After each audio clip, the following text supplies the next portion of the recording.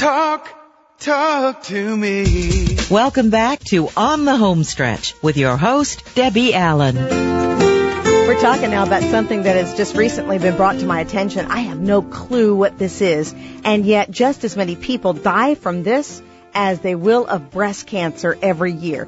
It's pulmonary fibrosis. We're going to talk with the CEO of the Coalition for Pulmonary Fibrosis, find out what it is, how many people it affects, and hear how you can even prevent getting this. We're talking with Mishka Michon. Am I saying your name correctly, Mishka? Absolutely are. That was perfect. Oh, what a pretty name. What does Mishka mean? Thank you. Mishka is Russian for little bear. Aw, sweet. That is adorable. Luckily, I am not as fuzzy. That's great. All right, I have never even heard of pulmonary fibrosis until a friend of mine said that her father had that. Mm-hmm. And I was like, what in the world is it? Yeah, it is extraordinary how few people know about it. And once they do, they start to let us know that they've just found out that people have lost their fathers in their neighborhood and so on. It is a little bit like cancer was in the 1950s for anybody who was around then. We didn't speak about it. It was kind of a secret, and nobody knew what it was or how you got it or why you died from it, which is exactly where we are with this disease now. It is a very stealth disease. It is of unknown causes. It's a fibrosis in your lungs, which ultimately fills them, and you basically suffocate. It's pretty awful. And much more widespread than obviously most people are aware of, since the public awareness isn't there yet. Does it come just from smoking? No, that's the ironic part, is people will often say, oh, you must have smoked, but actually not. Probably 2/3 of the patients have smoked, perhaps even only for a couple of years earlier in life. So we can't draw any direct link to smoking, no. Gosh, what are the symptoms of it? It's that's the stealth part as well. It comes on very quietly. You may only have a slight cough for quite a few years, and no one will run tests on you thinking that could be asthma, allergies, a number of other things. You may then start to notice more when you have shortness of breath, which is usually the point at which people get concerned. So you don't actually have a lot of clear, obvious markings that anything bad is going on, and often people don't know anything until very late, often also because their internal medicine doctors, not their pulmonologists, will just pass it on as other things for a long time. And then it may actually take one's life quite quickly if you find out late. Gosh, and that's what I read, that every day 110 Americans are losing their fight to pulmonary fibrosis. Yeah, the numbers are extraordinary. We have a number in this country, we say, of 128,000 patients. We know it's between ourselves it's higher because it's been a few years since they've done a registry on it, but every 13 minutes someone is diagnosed. That person may live the average of 2.7 years from diagnosis. They may live a few more because we have some extraordinary patients who do, but a lot of them may go quite quickly. So we're very concerned about people finding out as early as possible, which is why awareness is so important. Yeah, I'm so glad you're talking about this. Is it true that deaths to PF are climbing faster in women? Yeah, they don't have, again, any idea what's happening, but the women are getting it more than they used to. It's still there's still a higher number of men with it, but the number among women is climbing, and they seem to die at an earlier time. Again, complete mystery, which is why we're so desperate for research money, because this number will grow because the baby boomers are coming to the age where it's more common. It does happen much more with people over 55. So the baby boomer population is going to have quite a few patients, and we don't want hundreds of thousands of patients to just be told that they have to die. We want to find some treatments as quickly as possible. So right now there is no approved treatment? Absolutely nothing that will slow it or cure it, no. We try to convince people that they should get rehab, pulmonary rehabilitation to help them breathe better. We absolutely urge people to get on a lung transplant list, but the truth of that is about 350 out of our 40,000 patients that we lose each year will get a transplant. It's a tiny number, and the possibility of losing your life after a transplant is also, unhappily high. So at the moment, what we're doing is we're supporting all the research we can, because there are some possible breakthroughs coming up in terms of lengthening the lifespan of people while we look for a cure. So even if we can get to that point where we can say, you have this, but we can extend your life for a few years and we may have a cure by then, that would be a very hopeful move. All right, I want to talk about some of those breakthroughs you have coming up. Just to remind everybody who we're talking to, this is Mishka Michon. She's the CEO of the Coalition for Pulmonary Fibrosis. We're talking about this disease that every day takes 110 Americans, and that takes as many people in a year as breast cancer, which is shocking that we hear so little of this. So tell me about some of the things on the horizon that you are excited about, Mishka. Let me just add one thing to what you said. Okay. Here's an irony. People say, well, if you lose that many people, why don't we know more about it? Because breast cancer has millions of survivors. We don't have any. Oh, so if we had point. survivors, they could be talking about the experience and asking for help, but they're all gone.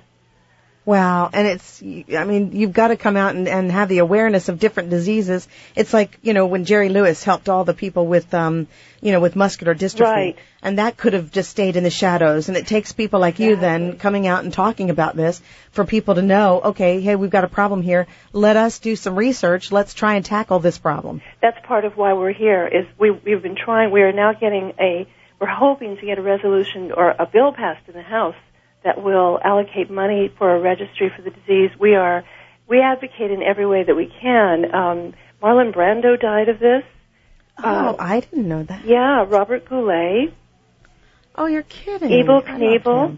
Yeah, and everybody's favorite Maytag man, even Gordon Jump. Huh. So it obviously, it hits in every aspect of society. You're not protected, whoever you are, but they unfortunately were gone before they could talk about it. Hey, Mishka, let's go to the phone lines right now at 877-474-3302. We have a caller on the line. Hey, Hannah, you're on the line with us. Hi.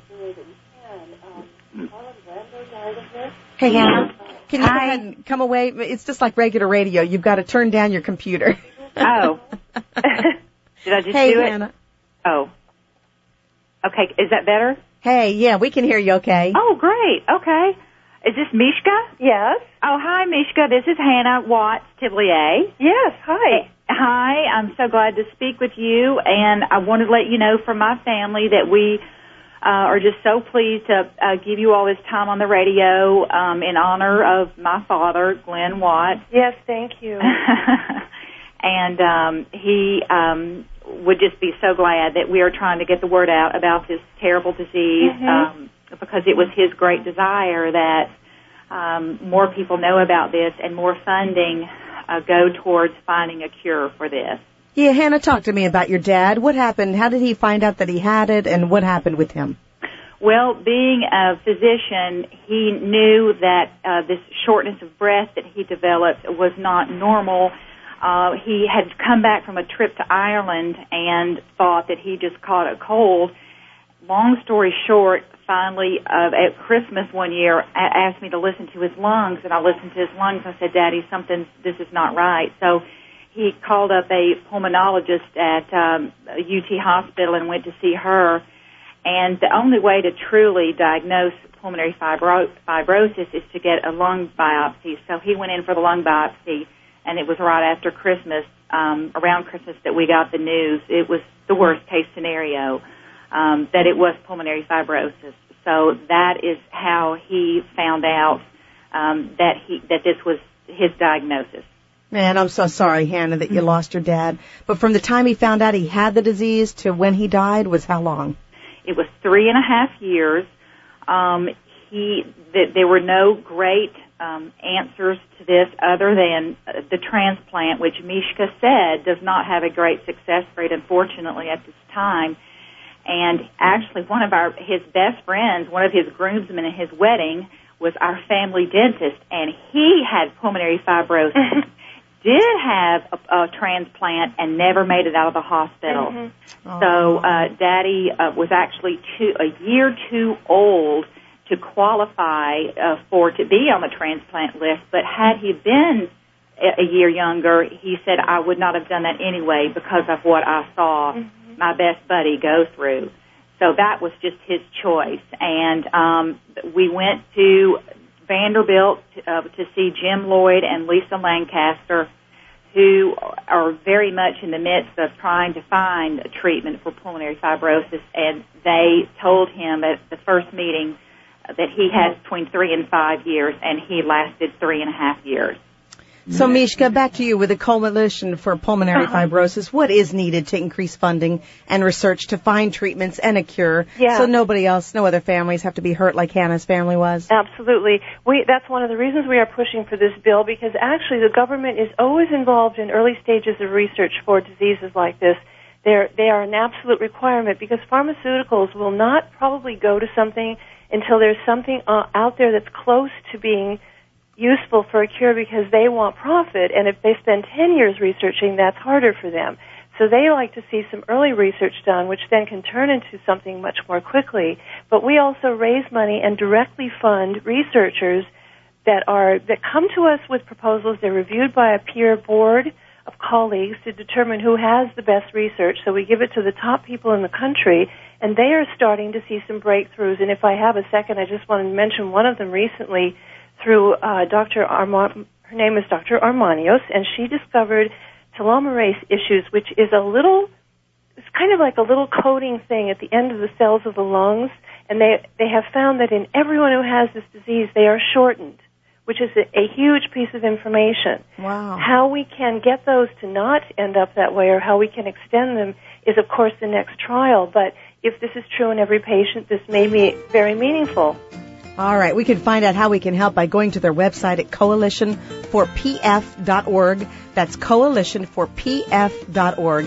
Hannah, I'm so sorry you lost your dad. Thanks for calling in today, and thanks for providing this information to everybody. Mishka, thank you so much for joining us. Absolutely. Thank you for the time. I'm Debbie Allen. You're listening to On the Home Stretch. We'll be right back. The team at eBay Radio focuses on helping you make the most of your sales on eBay. In fact, that's what the show is all about. We sell on eBay ourselves, so we understand your interest level in seeking out the very best and latest information to help you sell on eBay. To that end, we have recently brought together 10 of the top sellers on eBay. We ask each of them to give us 5 of their best-selling tips based on their years of experience. We're pleased to announce that all 50 tips are now available to listen to for free and on-demand 24/7 at 50sellingtips.com. That's 50sellingtips.com. We wanted to learn from the best, and these experts collectively have over 100 years of selling experience on eBay. It's a gift from our eBay Radio team to you, and it's free for the listening. So take your eBay selling to the next level. Learn from the experts who've been there, done that. 50sellingtips.com.